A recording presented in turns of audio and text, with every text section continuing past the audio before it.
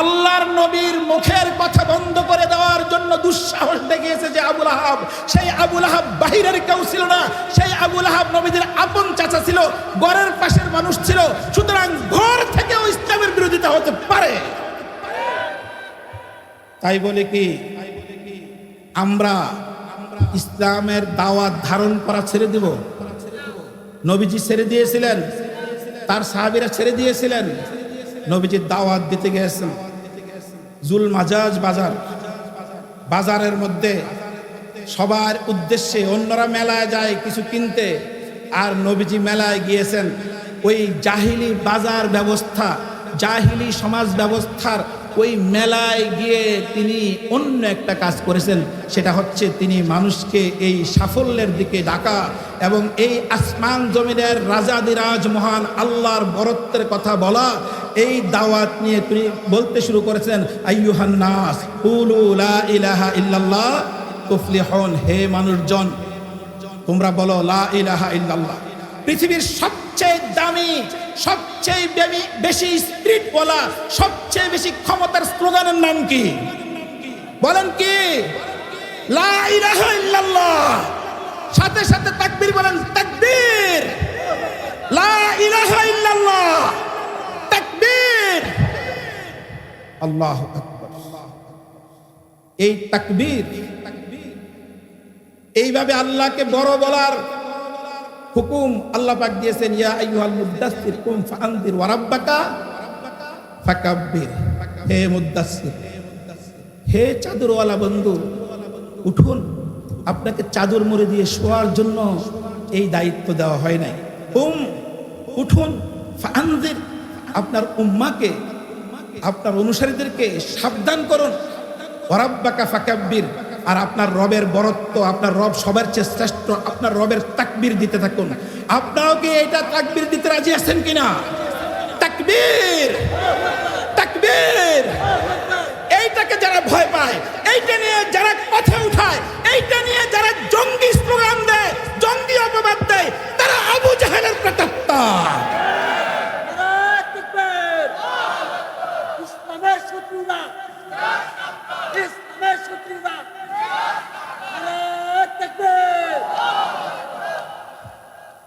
নবীজি জুল মাজাজ বাজারে ঘুরে ঘুরে কথা বলছেন, কুলু লা ইলাহা ইল্লাল্লাহ তুফলিহুন। হে মানুষজন, তোমরা সব কথা বলা বন্ধ করো, সব স্লোগান ছেড়ে দাও। এই স্লোগানটা দিতে থাকো, বলো লা ইলাহা ইল্লাল্লাহ। আল্লাহ ছাড়া কোনো ইলাহ নেই, আল্লাহ ছাড়া কোনো ক্ষমতাবান নেই। লা হাওলা ওয়ালা কুওয়াতা ইল্লা বিল্লাহ। কোনো শক্তি নেই, ক্ষমতা নেই, একমাত্র কার আছে? এটা অন্তরে বিশ্বাস করতে হবে ভাইরা। এটা তখনই বিশ্বাস হবে যখন হযরত ইব্রাহিম আলাইহিস সালামকে আগুনে ফেলে দিয়েছিল কে? তৎকালীন শাসক, ক্ষমতাবান, জালিম, ফ্যাসিস্ট। নাম কি? নমরুদ। যখন তাকে আগুনে ফেলা হয়, বহু মাখলুক এসে তাকে সাহায্য করতে চেয়েছিল না? তখন তিনি কি বলেছিলেন?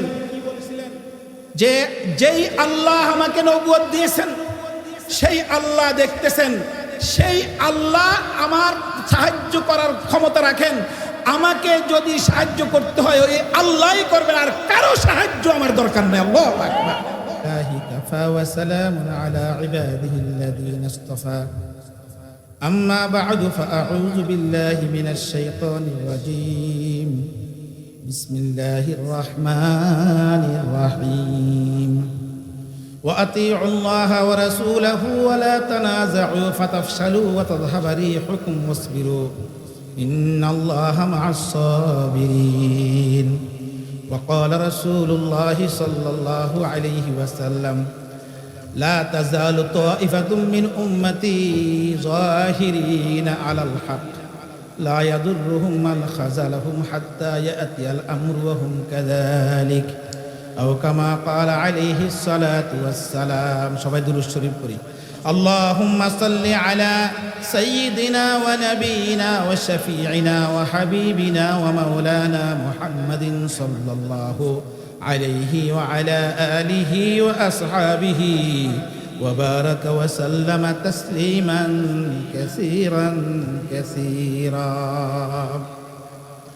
কুমিল্লা জেলা কওমি মাদ্রাসা সংগঠন লালমাই উপজেলা শাখার উদ্যোগে আজকের এই ইসলামী মহাসম্মেলনের শেষ অধিবেশনের মহতারাম সভাপতি, মঞ্চ উপবিষ্ট এই অঞ্চলের বিশিষ্ট উলামায়ে কেরাম, প্যান্ডেলে উপবিষ্ট এদেশের গণ্যমান্য ব্যক্তিবর্গ, দিনদার ভাইয়েরা, যুবক ভাইয়েরা, তালেবে ইলমগণ এবং পর্দার অন্তরালের মা ও বোনেরা, আমরা এতক্ষণ অত্যন্ত মূল্যবান বক্তব্য শুনেছি।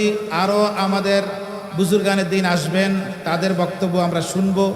আমরা জানি না কার কথায় আমার এলেমের মধ্যে ইজাফা হবে, আমার আমলের জজবা তৈরি হবে, যে আমল দিয়ে আমি আমার গুনাহ মাফ করতে পারবো আর আল্লাহর সন্তুষ্টি অর্জন করতে পারবো।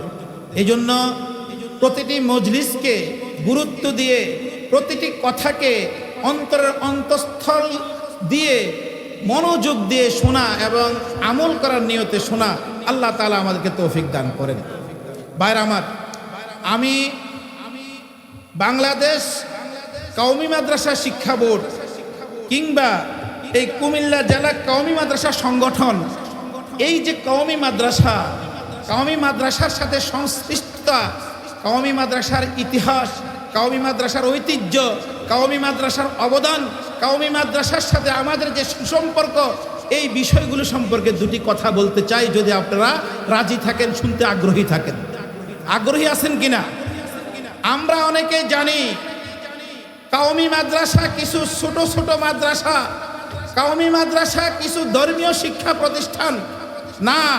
কওমি মাদ্রাসা ছোট মাদ্রাসা নয়, কওমি মাদ্রাসা শুধুমাত্র ধর্মীয় শিক্ষার প্রতিষ্ঠান নয়, কওমি মাদ্রাসা একটা বিপ্লবের ইতিহাসের নাম। যে বিপ্লব শুরু হয়েছিল মুহাম্মদুর রাসূলুল্লাহ সাল্লাল্লাহু আলাইহি ওয়াসাল্লামের হেরা গুহার, সেই গুহার মধ্যে ওহী নাজিল হওয়ার মধ্য দিয়ে, ইকরা বিসমি রাব্বিকাল্লাযী খালাক, এই আয়াত নাজিলের মধ্য দিয়ে নবীজি সাল্লাল্লাহু আলাইহি ওয়াসাল্লাম যখন মক্কায় নবী হিসাবে আগমন করেন, তার নবুয়তের প্রকাশ ঘটে, তখন আল্লাহ সুবহানাহু ওয়া তাআলা হেরা গুহায় এই আয়াত নাজিলের মধ্য দিয়ে তার ওহীর সূচনা করেন। এই ওহী শিখানোর জন্য তৎকালীন দায়মি রাজনৈতিক শক্তি, সাংস্কৃতিক শক্তি, সামাজিক শক্তি, কুফরি শক্তি, মুশরিকদের শক্তি আবু জাহেলের নেতৃত্বে এই ওহীর বিরুদ্ধে প্রতিরোধ গড়ে তুলে তার প্রতিটি দাওয়াতকে বাধা দিয়েছে।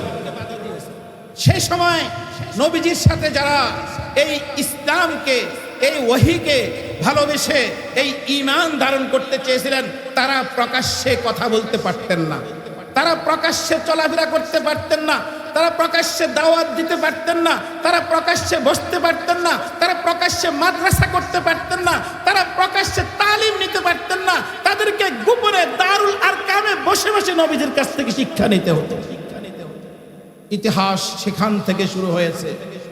ইসলামের, মুসলমানের এই বিপ্লবের, এই সাংস্কৃতিক বিপ্লব, এই ধর্মীয় বিপ্লব, এই অর্থনৈতিক বিপ্লব, এই সামাজিক বিপ্লব, এই রাজনৈতিক বিপ্লব মক্কার দারুল আরকামের তালিমের মধ্য দিয়ে শুরু হয়েছে। ভাইরা, এই তালিমকে যারা সহ্য করতে পারেনি, তারা ছিল আবু জাহেলের পক্ষে, আর এই তালিমকে যারা মেনে নিয়েছিল, তারা ছিল মুহাম্মদুর রাসূলুল্লাহ আলাইহিস সাল্লামের পক্ষে।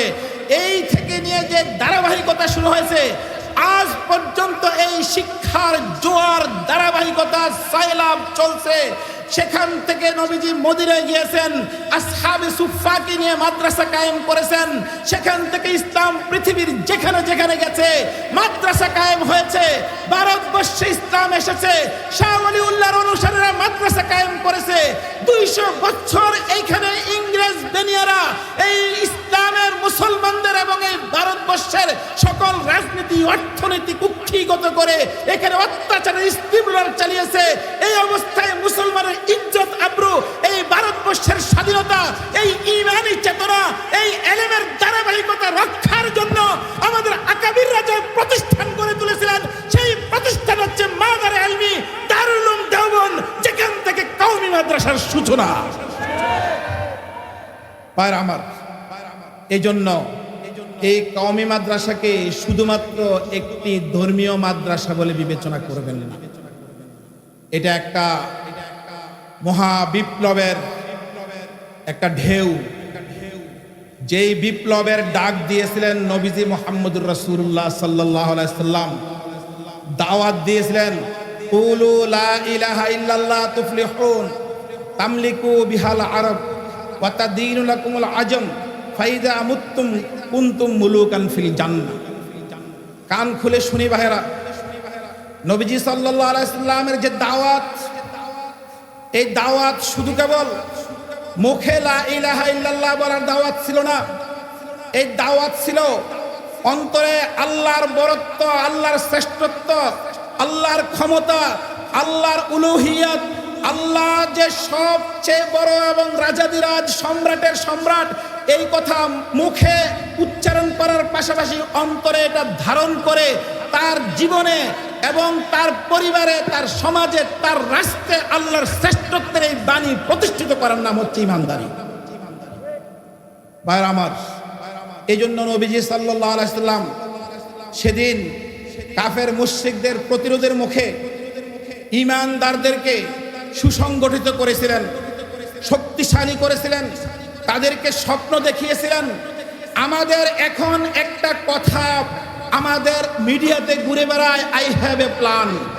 এই কথা প্রচার হয় কিনা এখন? কি প্ল্যান এখনো পর্যন্ত দেশের মানুষ ভালো মতো জানে নাই। আমরা বলি আমাদেরকে নবীজি শিখিয়েছেন উই হ্যাভ এ ড্রিম, আমাদের একটা স্বপ্ন আছে, ওই স্বপ্ন হচ্ছে জান্নাতের রাজত্ব অর্জন করা। সুতরাং এই ছোটখাটো প্ল্যানের দিকে না পড়ে ওই ড্রিম বাস্তবায়ন করার কথা চিন্তা করেন, যে ড্রিম নবীজি সাল্লাল্লাহু আলাইহি সাল্লাম, যে স্বপ্ন নবীজি সাল্লাল্লাহু আলাইহি সাল্লাম দেখিয়েছিলেন। নবীজি কি বলেছিলেন? তোমরা লা ইলাহা ইল্লাল্লাহ বলো, লা ইলাহা ইল্লাল্লাহ, এটা যদি তুমি বলো তাহলে তুমি সফল হবে। আর শুধু কেবল সফল হবে এরকম নয়, এই লা ইলাহা ইল্লাল্লাহ বলার মধ্য দিয়ে শুধু কেবল তুমি ইমানদার হবে এরকম নয়, লা ইলাহা ইল্লাল্লাহ বলার মধ্য দিয়ে এই আরবে তোমার কর্তৃত্ব প্রতিষ্ঠিত হবে, অনারবরা তোমাদের কাছে মাথা নত করবে। আজকে দুঃখের সাথে বলতে হচ্ছে ভাইরা, যেখান থেকে মুসলিম উম্মার মাথা উঁচু করার চেতনা, যেখান থেকে মুসলিম উম্মার মাথা উঁচু করে সারা পৃথিবীকে শাসন করার চেতনার বিকাশ ঘটেছিল, সেইখানে আজকে মুসলিম উম্মাহ ইহুদি এবং নাসারাদের কাছে মাথা নত করে তার ভাইয়ের উপর বোমা মারার সাহায্য করে। কারণ কি? কারণ একটাই, সেই চেতনা আজকে মানুষের অন্তর থেকে, মুসলমান অন্তর থেকে হারিয়ে গেছে। সেই কাবা তো রয়ে গেছে, যেই কাবার কসম করে একজন বলেছিলেন ফুস্তু রাব্বিল কাবা, আমি কাবার রবের কসম করে বলতেছি আমি সফল। যিনি বলেছেন তিনি হারাম বিন মিলহান রাদিয়াল্লাহু আনহু, তিনি এই কথা বলেছিলেন এমন এক সময় যখন তাকে শত্রুরা ইসলামের দাওয়াত নিয়ে গিয়েছেন। তিনি বীরে মাউনার ইতিহাস বুখারী শরীফ যারা পড়াইছেন, পড়তেছেন এবং বুখারী শরীফ বাংলায় যারা পড়েছেন তারা জানেন যে বীরে মাউনা নামে একটা যুদ্ধ হয়েছিল। সেই যুদ্ধে নবীজি সাল্লাল্লাহু আলাইহি ওয়াসাল্লাম ইলহান নামে একজন সাহাবীকে দ্বীনের দাওয়াত দিয়ে সেখানকার কাফেরদের কাছে পাঠিয়েছিলেন। সেই কাফেরদের কাছে এই চিঠি কাফের সর্দারের কাছে দেওয়ার সঙ্গে সঙ্গে সে তাকে আঘাত করে, বর্ষার আঘাত করে তাকে রক্তাক্ত করে দিয়েছে। বুকে বর্ষা বিদ্ধ অবস্থায় রক্ত ঝরছে, আর এই রক্ত হাতে নিচ্ছেন, রক্ত হাতে নিয়ে মুখে মাখতেন আর মাথায় মাখতেছেন, চুলের সাথে দাড়ির সাথে মাখতেছেন আর বলতেছেন ফুস্তু রাব্বিল কাবা, আমি ওই কাবার রবের কসম করে বলতেছি আমি সফল, আমি সফল, আমি সফল। আল্লাহু আকবার। এই ইমানের তেজদীপ্ত চেতনা যখন সাহাবীদের মধ্যে ছিল, সমস্ত কাফের মিলে 313 জন সাহাবীর সাথে কিছুই করতে পারে নাই। পরাজয়ের গানি নিয়ে আবু জাহেলকে বদরের ময়দানে লাশ হয়ে পড়ে থাকতে হয়েছিল।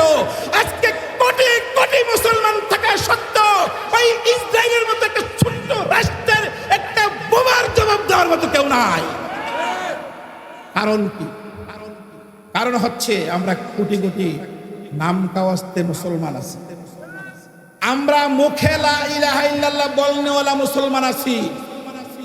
যেই লা ইলাহা ইল্লাল্লাহ দিয়ে সাহাবায়ে কেরাম তেজদীপ্ত হয়েছিলেন, সেই লা ইলাহা ইল্লাল্লাহর চেতনা অন্তরে ধারণ করি না। যে কারণে নবীজি সাল্লাল্লাহু আলাইহি সাল্লাম দাওয়াত দিতে গেছেন, আবুল আহাব। কে ছিল আবুল আহাব? কে? কথা বলেন না। আমরা বন্ধুও চিনি না, শত্রুও চিনি না, যে কারণে যে আইসে একটা স্লোগান দেয় তার সাথে আমরা রওনা দিই, বা মুসলমান আল্লাহ আল্লাহ, তারপরে কি বা হিন্দু রাম রাম। হুজুরের সাথে মুসলমানের সাথে যখন চলি তখন বলে আল্লাহ আল্লাহ, আর হিন্দুদের মাজারে গিয়ে, হিন্দুদের ইয়েতে মন্দিরে গিয়ে, তাদের মজলিসে গিয়ে আমি কইতে থাকি রাম রাম। এরকম জাতীয় মুসলমান আমরা। নবীজি সাল্লাল্লাহু আলাইহি ওয়াসাল্লামের চাচা কি নাম? আবুল আহাব। ইসলামের ইতিহাসে, মুসলমানদের ইতিহাসে, নবীজির দাওয়াতের ইতিহাসে সর্বপ্রথম নবীজিকে ওয়াজ করতে বাধা দানকারী হচ্ছে এই আবুল আহাব। জানেননি ইতিহাস? নবীজি যখন ইসলামের দাওয়াত দেওয়ার জন্য সাফা পর্বতের পাদদেশে কুরাইশের বিভিন্ন শাখার নেতৃবৃন্দকে ডেকে এনেছেন, আর এই কথা বলেছেন যে আল্লাহ ছাড়া আর কোনো ইলাহ নাই, তখন সঙ্গে সঙ্গে কে খেপে উঠেছিল? কে খেপে উঠেছিল? আবুল আহাব। সে কি বলেছিল? ওই হাক তাব্বাল্লাকাল ইয়াউম আলিহাযা জামাআতানা, ধ্বংস হোক তোমার, তোমার সারাটা দিন ধ্বংস হোক, এই জন্যই তুমি আমাদেরকে একত্রিত করেছিলে। এই কথা বলে নবীজির ওয়াজ বন্ধ করে দিয়েছে। আল্লাহর নবীর মুখের কথা বন্ধ করে দেওয়ার জন্য দুঃসাহস দেখিয়েছে যে আবুল আহাব। সেই আবুল আহাব বাহিরের কেউ ছিল না, সেই আবুল আহাব নবীজির আপন চাচা ছিল, ঘরের পাশের মানুষ ছিল। সুতরাং ঘর থেকেও ইসলামের বিরোধিতা হতে পারে। তাই বলে কি আমরা ইসলামের দাওয়াত ধারণ করা ছেড়ে দিব? নবীজি ছেড়ে দিয়েছিলেন, তার সাহাবীরা ছেড়ে দিয়েছিলেন। নবীজি দাওয়াত দিতে গিয়েছেন জুল মাজাজ বাজার, বাজারের মধ্যে সবার উদ্দেশ্যে। অন্যরা মেলায় যায় কিছু কিনতে, আর নবীজি মেলায় গিয়েছেন ওই জাহিলি বাজার ব্যবস্থা, জাহিলি সমাজ ব্যবস্থার ওই মেলায় গিয়ে তিনি অন্য একটা কাজ করেছেন। সেটা হচ্ছে তিনি মানুষকে এই সাফল্যের দিকে ডাকা এবং এই আসমান জমিনের রাজাদিরাজ মহান আল্লাহর বরত্বের কথা বলা, এই দাওয়াত নিয়ে তিনি বলতে শুরু করেছেন, আইয়ুহান নাস কুলু লা ইলাহা ইল্লাল্লাহ তুফলিহুন। হে মানুষজন, তোমরা বলো লা ইলাহা ইল্লাল্লাহ। পৃথিবীর সবচেয়ে দামি, সবচেয়ে বেশি স্পিরিট বলা, সবচেয়ে বেশি ক্ষমতার স্লোগানের নাম কি? বলেন কি? লা ইলাহা ইল্লাল্লাহ। সাথে সাথে তাকবীর বলেন, তাকবীর। লা ইলাহা ইল্লাল্লাহ, তাকবীর। আল্লাহু আকবার। এই তাকবীর, এইভাবে আল্লাহকে বড় বলার হুকুম আল্লাহ পাক দিয়েছেন। ইয়া আইয়ুহাল মুদ্দাসসির কুম ফাআনদির ওয়া রাব্বাকা ফাকাব্বির। হে মুদ্দাসসির, হে চাদরওয়ালা বন্ধু, উঠুন। আপনাকে চাদর মুড়ে দিয়ে শোয়ার জন্য এই দায়িত্ব দেওয়া হয় নাই। উঠুন, ফাআনদির, আপনার উম্মাকে, আপনার অনুসারীদেরকে সাবধান করুন। ওয়া রাব্বাকা ফাকাব্বির, আর আপনার রবের বরত্ব, আপনার রব সবার চেয়ে শ্রেষ্ঠ, আপনার রবের তাকবীর দিতে থাকুন। আপনারাও কি এটা তাকবীর দিতে রাজি আছেন কিনা? তাকবীর, তাকবীর। এইটাকে যারা ভয় পায়, এইটা নিয়ে যারা কথা উঠায়, এইটা নিয়ে যারা জঙ্গি স্লোগান দেয়, জঙ্গি অপবাদ দেয়, তারা আবু জাহেলের প্রেতাত্মা। ইসলামের শত্রুরা, ইসলামের শত্রুরা।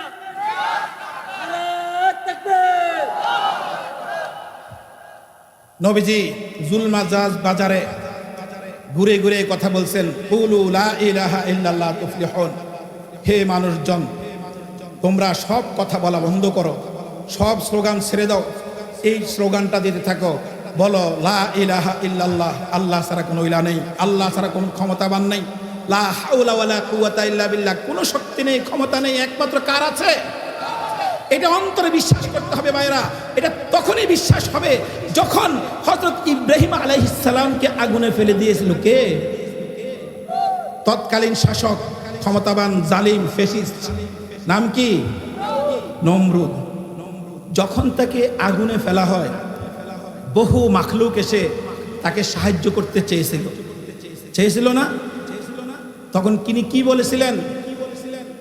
যে যেই আল্লাহ আমাকে নবুয়ত দিয়েছেন, সেই আল্লাহ দেখতেছেন, সেই আল্লাহ আমার সাহায্য করার ক্ষমতা রাখেন। আমাকে যদি সাহায্য করতে হয় ওই আল্লাহই করবেন, আর কারো সাহায্য আমার দরকার নেই। আল্লাহু আকবার। আল্লাহ সাহায্য করছিলেন কিনা? কি সাহায্য করেছেন? পৃথিবীর সবচেয়ে আরামদায়ক, শীতাতপ নিয়ন্ত্রিত, না গরম না ঠান্ডা, অতি শীতোষ্ণ না অতি গরম না অতি উষ্ণ, এই রকম হয়ে গেছে, জান্নাতি আরাম হয়ে গেছে। আল্লাহ পাক ঘোষণা দিয়েছেন, কুলিয়া নারু কুনি বারদাম ওয়া সালামান আলা ইব্রাহিম। হে আগুন, তুমি ইব্রাহিমের জন্য নরম হয়ে যাও, ঠান্ডা হয়ে যাও, নিরাপদ হয়ে যাও। হয়েছিল কিনা ভাইরা? কি জন্য হয়েছে? শেষ মুহূর্ত পর্যন্ত আল্লাহ দেখতে চেয়েছিলেন ইব্রাহিমের ঈমান কি আমার ক্ষমতার উপর, আমার শক্তির উপর, নাকি আমার মাকলুকের ক্ষমতা শক্তির উপর। যখন আল্লাহ পাক দেখলেন ইব্রাহিমের ঈমান আল্লাহরই উপর, ইব্রাহিমের ঈমান আল্লাহর কুদরতের উপর, মাকলুকের উপর নয়, তখন আল্লাহর সাহায্য এসেছে।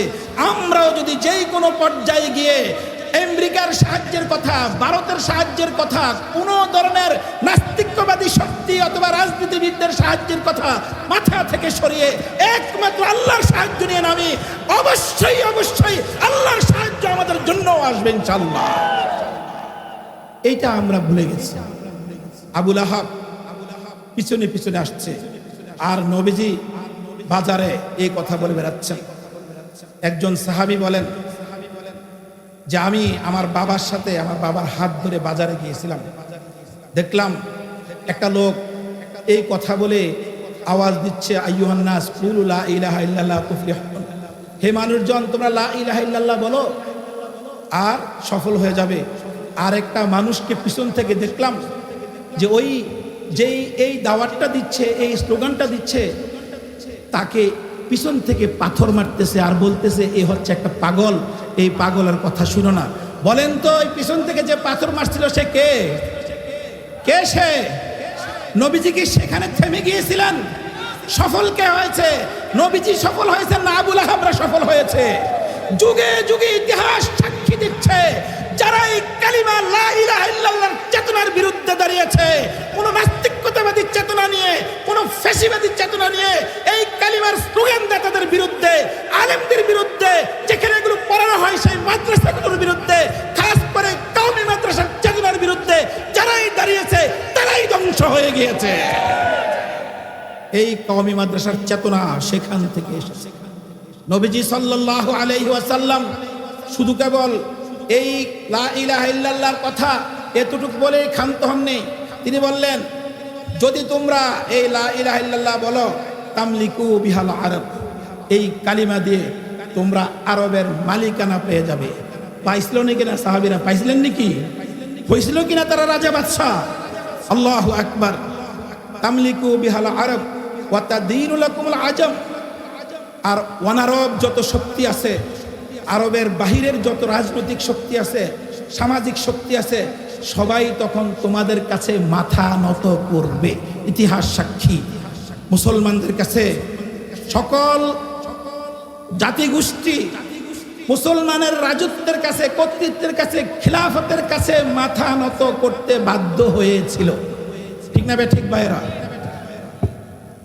এরপর তোমরা যখন দুনিয়াতে এই চেতনার উপর প্রতিষ্ঠিত থাকবে, তারপর যখন তোমাদের হায়াত শেষ হবে, ফাইদা মিতুম কুনতুম মুলুকান ফিল জান্নাহ, তোমরা যখন মারা যাবে তখন তোমরা জান্নাতের মালিক হয়ে যাবে। সুবহানাল্লাহ।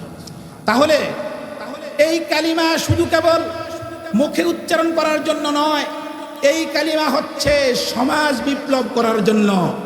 এই কালিমা যেমনি ভাবে আমার ঈমানকে শানিত করার কালিমা, যেমনি ভাবে আমার এই কথার স্বীকৃতি দেওয়ার কালিমা যে আল্লাহ ছাড়া কাউকে ইলাহ মানি না, তেমনি ভাবে এই চেতনাও এই কালিমার মধ্য থেকে উৎসারিত হয় যে আমি আল্লাহ ছাড়া কারো রাজত্ব মানি না, আল্লাহ ছাড়া কারো বিধান মানি না, আল্লাহ ছাড়া কারো হুকুম মানি না। ইনিল হুকমু ইল্লা লিল্লাহ। আমার জীবনের শেষ মুহূর্ত পর্যন্ত আমি এই স্লোগানের, এই দাবির দাওয়াত দিয়ে যাব, একমাত্র ক্ষমতার মালিক হচ্ছে আল্লাহ। কার হুকুম মানবো আমরা? যতদিন পর্যন্ত আল্লাহর হুকুম জমিনে প্রতিষ্ঠিত না হবে, আল্লাহর হুকুমের শ্রেষ্ঠত্ব প্রতিষ্ঠিত না হবে ততদিন পর্যন্ত ওই সাহাবায়ে কেরামের চেতনা নিয়েই আমার লড়াই করে যেতে হবে। আমার ওই চেতনা নিয়েই আমার জীবনের সমস্ত কিছু ব্যয় করে আল্লাহর কালিমাকে প্রতিষ্ঠিত করার চেষ্টায় লিপ্ত থাকতে হবে। এই কাজে থাকার জন্য কে কে আমরা রাজি আছি? হাত তুলে দেখান। আল্লাহু আকবার। প্রিয় ভাইরা, কাজ তো একটাই। কেন কাজ একটা? এই জন্য আল্লাহ সুবহানাহু ওয়া তাআলা আমাকে একটা উপাধি দিয়েছে। আমাদেরকে যখন আল্লাহ তাআলা সৃষ্টি করার সিদ্ধান্ত গ্রহণ করেন তখন আমাদেরকে একটা উপাধি দেওয়া হয়েছিল, এটা আমরা সকলেই জানি। আল্লাহ পাক বলেন, ওয়াইদ ক্বালা রাব্বুকা লিল মালাইকাতি ইন্নী জাইলুন ফিল আরদি খলিফা। স্মরণ করুন সেই সময়ের কথা যখন তিনি ফেরেশতা কুলের উদ্দেশ্যে তার খলিফা বানানোর কথা, খলিফা নির্বাচনের কথা, খলিফা পাঠানোর কথা বলেন। তাহলে এই মানুষের উপাধি কি? এই মানুষের পদবি কি? বলেন না। ওয়াইদ ক্বালা রাব্বুকা লিল মালাইকাতি ইন্নী জাইলুন ফিল আরদি খলিফা। জমিনে তিনি খলিফা বানাইতে চান। খলিফা কারা? বলেন। দেখেন এই যে একটা আফসোস, এত ওয়াজ আমরা শুনি, এত ইউটিউবের বক্তৃতা আমরা শুনি, এতদিন যাবত আমি মুসলমান, আমার ইতিহাস আমি জানি না। আমাকে আল্লাহ পাক একটা উপাধি দিয়েছেন, আমি এই উপাধিটা জানি না। আমরা খলিফা কাকে মনে করি? খলিফা মনে করি দর্জিকে। খলিফা কাকে মনে করি? দর্জি যে শিলের কাজ করে, এই খলিফার কথা আল্লাহ পাক বলছেন। আরেকটা খলিফা মনে করি, সেটা হচ্ছে পীররা তাদের মুরিদদের মধ্যে যারা তাদের সবক টবক ভালো করে শুনে তাকে এজাজত দেয়, তার নাম হয় কি? খলিফা। এই পদবি আমাকে দিয়েছেন। আমাকে আল্লাহ সুবহানাহু ওয়া তাআলা এমন পদবি দিয়েছেন যে আমি যেন আল্লাহর জমিনে আল্লাহর হুকুমের প্রতিনিধিত্ব করতে পারি। তার মানে কি দাঁড়াচ্ছে? শুধু একটা মানুষ ঈমান আনলেই সে সফল হবে না। ঈমান আনার সাথে তার আরেকটা দায়িত্ব আছে। সেই দায়িত্বটা হচ্ছে এই ঈমানের দাওয়াতও তাকে দিতে হবে।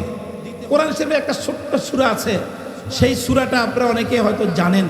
বিসমিল্লাহির রহমানির রহিম। ওয়াল আসরি ইন্নাল ইনসানা লাফি খুসর। বলেন ওয়াল আসরি। বলেন ইন্নাল ইনসানা।